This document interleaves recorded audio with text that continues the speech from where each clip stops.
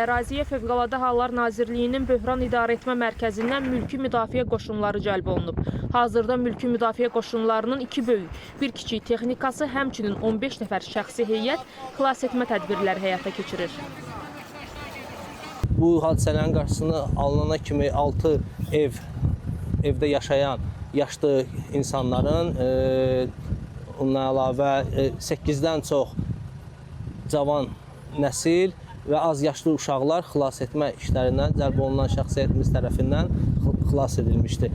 Və həmçinin də ki, burada Fövqəladə Hallar Nazirliyinin kiçik həcmlərin gəmilərin nəzarəti xidmətindən də şəxsiyyət cəlb olunub. Onlar da bu xilas etmə zamanı da 11 nəfərdən çox şəxsiyyəti həmən bu ərazilərdə, gördüyünüz ərazidən şəxsiyyəti təxliyə işlərini görüb həyata keçirmişdilər.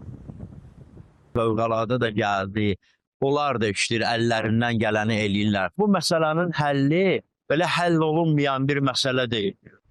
Rayon İcra Hakimiyyəti tərəfindən də ərazidə fəsadların aradan qaldırılması istiqamətində zəruri tədbirlər həyata keçirilir. Xədicə Səxavət, Vüsal Qəmbərov, Nərmin Malik qızı, ASTV xəbər.